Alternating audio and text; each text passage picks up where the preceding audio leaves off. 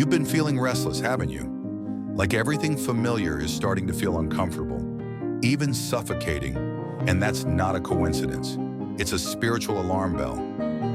One of the first signs God is shifting you into a new season is divine discomfort. You're not imagining it. What once brought you peace now stirs unease, because God is secretly loosening your grip on what was to prepare your spirit for what's next. He did it with Elijah at the brook when the water dried up. What once sustained him could no longer support him. 1 Kings 17:7. And the same is happening to you. Doors that used to swing wide are now sealed shut, not because you failed, but because that chapter is over. Another sign? You're being stripped. Relationships, resources, routines, suddenly falling away. Not as punishment, but pruning. John 15:2 says he cuts off every branch that bears no fruit, but even the fruitful ones he prunes. And this part feels like loss until you realize it's protection. Don't be fooled. When God starts subtracting, it's because he's about to multiply. The third sign is a strange pull toward isolation. Not depression, not rejection, but a holy loneliness where you feel set apart. That's not the enemy. That's preparation. Jesus went into the wilderness before stepping into power. Luke 4:1. And so must you. God often hides those he's about to elevate. So if you're feeling unseen, ignored, bypassed, good. Heaven's eyes are on you, even when man's eyes are not. And here's the fourth.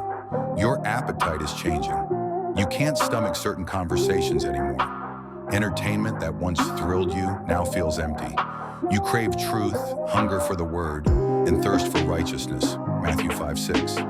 Because your spirit knows what your mind hasn't fully grasped, God is reconditioning you for higher assignments. And maybe the most shocking sign of all? Unusual resistance. Things start going wrong, not because you're off track, but because you're finally on it. The enemy doesn't fight what doesn't threaten him. Hell assigns special opposition to those heaven is promoting. Ephesians 6:12 reminds you that your fight isn't flesh and blood, it's spiritual. And this warfare is a warning that your next season carries weight. Don't ignore it. Don't retreat. If everything around you feels unstable, it's because God is shaking everything that can be shaken.